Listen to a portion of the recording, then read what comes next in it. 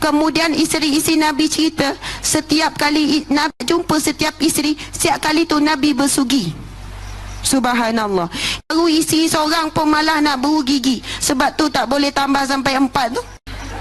Nabi SAW diceritakan oleh para isteri, kali nak jumpa isteri mesti sugi dulu, membawa maksud Rasulullah SAW menjaga penampilan dirinya.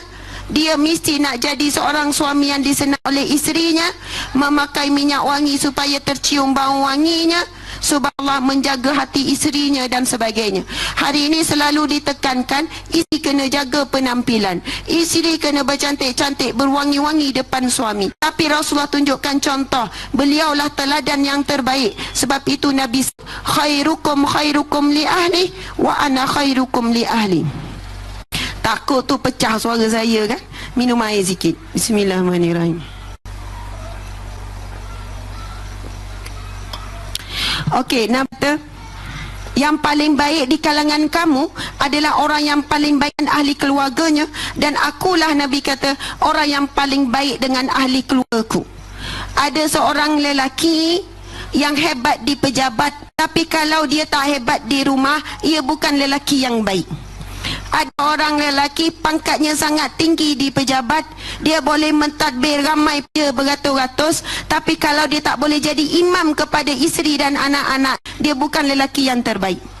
Ada lelaki di pejabat kamai lagi suka gurau senda, sampai orang kata kalau dia tak ada, sunyi pejabat.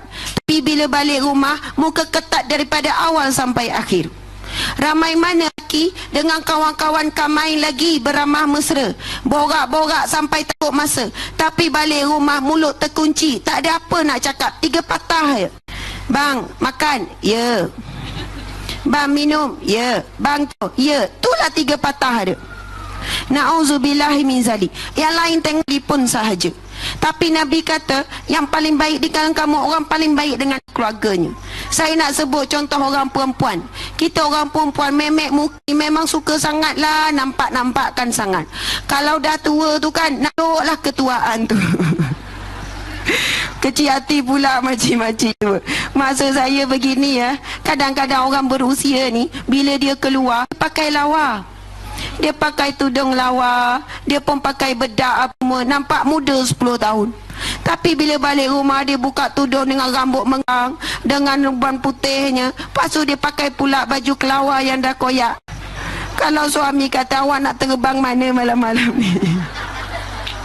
Contohlah kan, tiba-tiba tua 10 tahun, tak jaga penampilan, na'udzubillah min zalik. Kenapa bila di rumah kita takkan selesa? Bang, minta maaf lah ya bang, baju ni lah paling selesa. Yang tu lah. Sebab baju lagi lama pakai, lagi nak basuh, lagi lembut, tak panas bang, minta maaf lah. Duk minta macam tu lah. Patutnya dah boleh jadi kain lap lantai dah. Tapi saya berangin bang baju ni. Memanglah berangin, dah koyak sampai bawah. Tetapi bila nak keluar daripada rumah, kamai lagi melawar, tak fikir pasal selesa, asal kawar.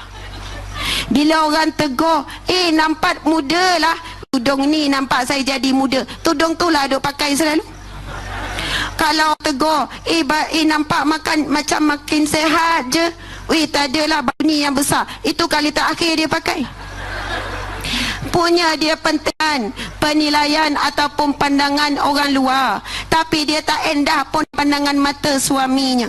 Nabi seorang suami yang sangat jaga penampilan diri pada isterinya. Suami-suami di sini pun tak tahulah macam mana balik rumah, ada baju ke tidak, wallahu alam kan.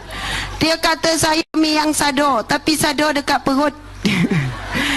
Rasulullah SAW, Masya Allah, dia punya jaga penampilan dirinya. Kalau suami nak tengok isteri lawa-lawa cantik-cantik, isteri pun nak tengok suami dia lawa cantik-cantik juga, betul ke tidak? Bersemangat tu, betul. Masya Allah, dikatakan Rasulullah, dia dada perut tu sama. Tapi kita, perut kita off sikit. ke depan sikit, Masya Allah. Tetapi seorang lelaki, seorang suami, dia rasa macam nak jaga penampilan dirinya, contohnya nak jaga kesihatannya, dia pun exercise. Sebab exercise juga adalah sunnah Nabi SAW.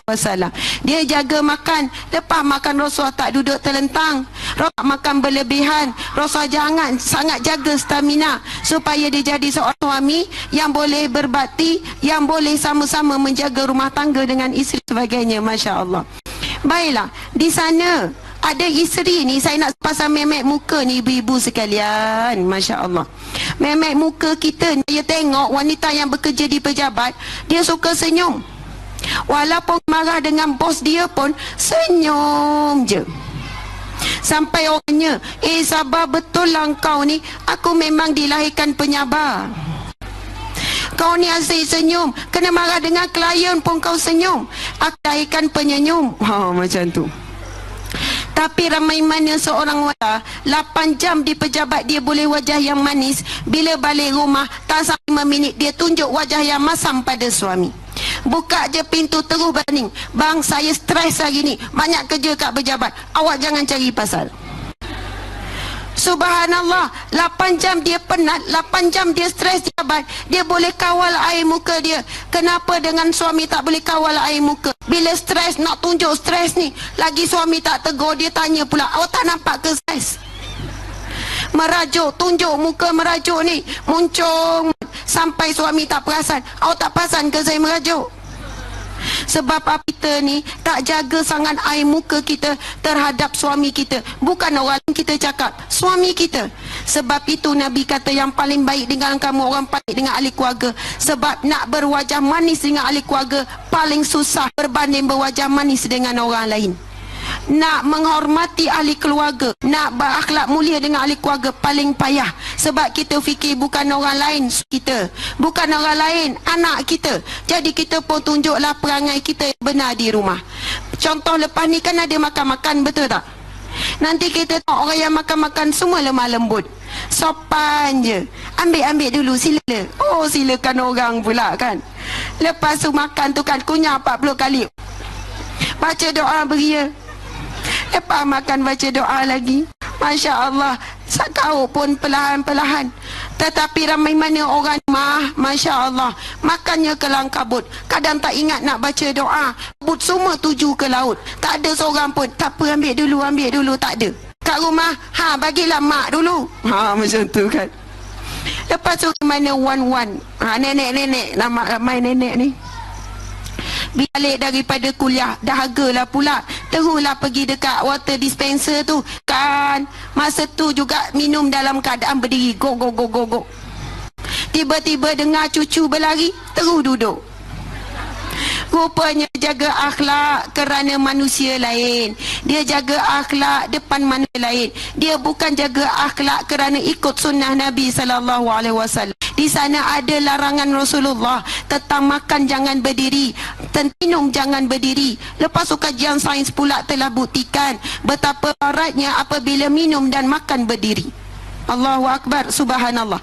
Satu ketika ada seorang kanak-kanak dalam keadaan lapar, terus datang hidan. Ketika itu Nabi dah nak makan dengan sahabat, dia terus hulurkan tangan, naik makanan.